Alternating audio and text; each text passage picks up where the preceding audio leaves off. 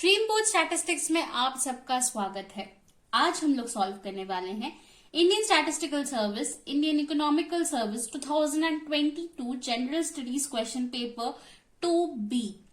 आइए क्वेश्चन देख लेते हैं।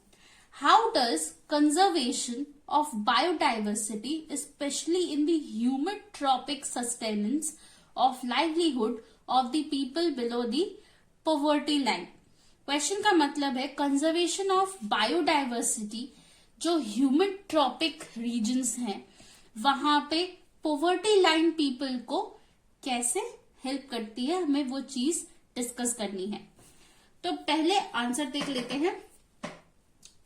Biodiversity is all the different kinds of life that can be found in one area, the variety of animals, plants, microorganisms etcetera that make up our natural world. तो biodiversity का मतलब क्या है? एक पर्टिकुलर रीजन में, एक particular area में जो भी प्लांट्स हैं, एनिमल्स हैं, माइक्रो ऑर्गेनिजम्स है लाइक फंजाई, बैक्टीरिया एक्सेट्रा, वो जो एक एरिया के अंदर है उस चीज को हम उस एरिया की बायोडाइवर्सिटी कहते हैं।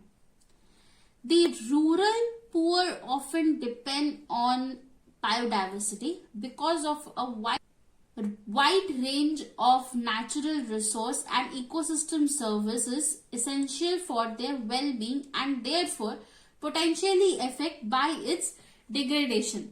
अब जो पुअर पीपल हैं, जो बिलो पॉवर्टी लाइन के पीपल हैं, वो लोग बायोडाइवर्सिटी पे डिपेंड करते हैं। उनका जो लाइवलीहुड है वो बायोडाइवर्सिटी पे चलता है। एग्जाम्पल के तौर पे अगर मैं लूं, जो लोग गांव में रहते हैं जहां पे इनकम उतना अच्छा नहीं है या फिर आप कह सकते हो कि डेवलपमेंट अच्छा नहीं है, तो वहां पे अभी भी चूल्हा जलाते हैं काऊ डंग से और लकड़ी से, पेड़ के जो लकड़ी होते हैं वो और मुरझाए हुए पत्तों से वो चूल्हा जला के अपना खाना बनाते हैं। तो they are dependent on animal, they are dependent on plants for their everyday meal. So this is the relation of biodiversity and the people living in that area. तो आइए पॉइंट वाइज समझने की कोशिश करते हैं। Biodiversity is essential to food provision through the facilitate access to a diverse range of locally produced agriculture and wild foodstuffs, thus maintaining a balanced and satisfying diet and enhancing adaptation and resistance of crop as an insurance against future risk and changing condition. Now biodiversity एक essential part है food provision के लिए।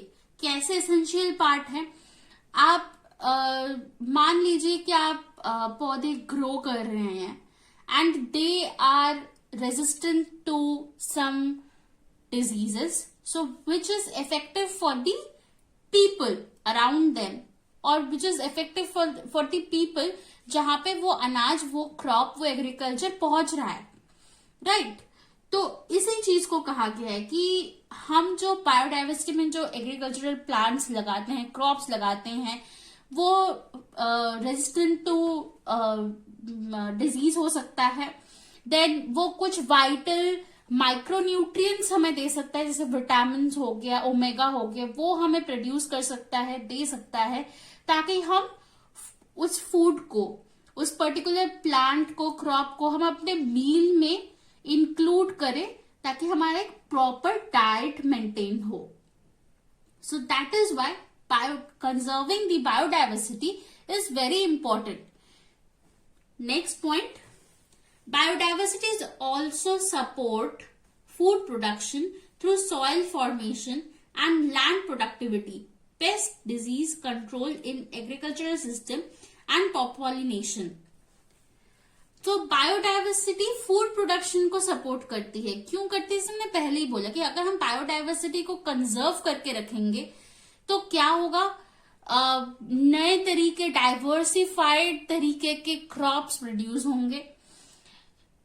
उस crop से हमें ये पता चल सकता है कि अगर मान लीजिए कि वो क्रॉप जो प्रोड्यूस हुआ it is resistant to some disease, और उस क्रॉप में जो ओमेगा लेवल है या विटामिन की जो लेवल है that is good for our health, तो हम उस क्रॉप को क्या करेंगे कि हम उस क्रॉप को दोबारा लगाएंगे, प्रोटेक्ट करेंगे.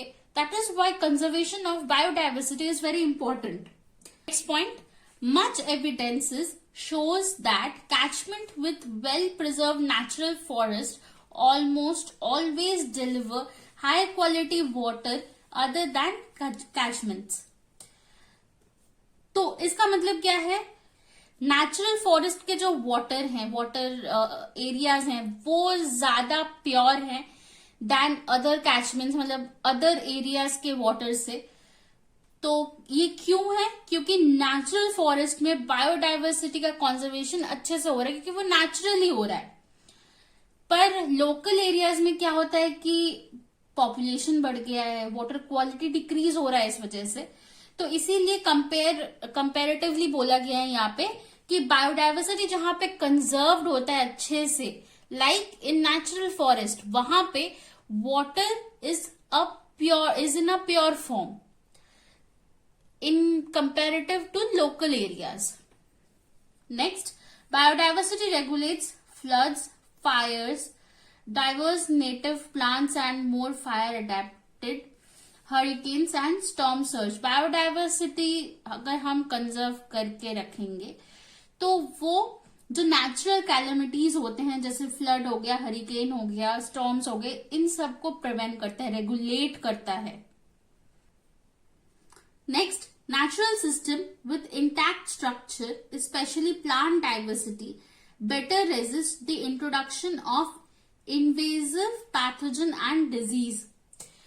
Now, अगर हम प्लांट डाइवर्सिटी को मेंटेन रखेंगे, जैसे अभी आपने सुना होगा या आपने कहीं पे पढ़, क्योंकि अभी बहुत ही ये चीज ट्रेंडिंग में चल रहा है, plant in vitro technology. Plant in vitro technology एक ऐसा टेक्नोलॉजी है जहां पे हम प्लांट को मॉडिफाई करके उसको रेजिस्टेंट बना के तैयार करते हैं एंड देन हम उसको फील्ड पे लगाते हैं. तो हम रेजिस्टेंट इसीलिए करते हैं ताकि कोई डिजीज ना हो उस प्लांट को, और जब हम उस प्लांट को कंज्यूम करें किसी भी तरीके से, या तो हम फूड के तौर पे कंज्यूम करें या किसी और मेडिसिन के तौर पे कंज्यूम करें, तो वो प्लांट हमारे लिए एकदम सही हो, कोई डिजीज अटैक ना करे उस प्लांट पे, कोई इंसेक्ट अटैक ना करे उस प्लांट पे. तो इसी चीज को कहा गया है कि अगर हम प्लांट डाइवर्सिटी को मेंटेन रखेंगे, कंजर्व करेंगे, तो हम बेटर रेजिस्टेंस क्रिएट कर सकते हैं पैथोजेंस के अगेंस्ट पे, डिजीज के अगेंस्ट पे. Last point, benefits to rural dwellers like pharmaceutical companies from harvested plants have large derived varieties from high diversity ecosystem. Now, अगर हम बायोडाइवर्सिटी को मेंटेन रखेंगे तो ऑब्वियसली एक हाई डाइवर्सिफाइड इकोसिस्टम क्रिएट होगा उस एरिया पे. तो रूरल ड्वेलर्स मतलब फार्मास्यूटिकल कंपनी स्पेशली, उनको फायदा इसीलिए होता है क्योंकि उनको एक ऐसा प्लांट मिल जाता है या कोई ऐसा कैरेक्टर मिल जाता है प्लांट पे, मतलब कोई ऐसा जीन मिल जाता है प्लांट पे स्पेसिफिकली अगर मैं कहूं तो उस चीज से, उस जीन से या उस पर्टिकुलर कैरेक्टर से फार्मास्यूटिकल कंपनीज मॉडिफाई करके मेडिसिन बनाते हैं, जो मेडिसिन हमारे लिए लाभदायक होता है. तो दिस वॉज योर आंसर. अब हम माइंड मैप देख लेते हैं. सो बायोडाइवर्सिटी को हम कैसे याद रखेंगे, all the different kinds of species in one area, एक ही एरिया में all the different kinds of species जब प्रेजेंट होती है तो उस जगह को हम बायोडाइवर्सिटी कहते हैं. What to be remembered? First, essential food provision. Second, support food production. Third, regulation of flood, fire, hurricane, storm, protection from disease. And lastly, benefits to dwellers.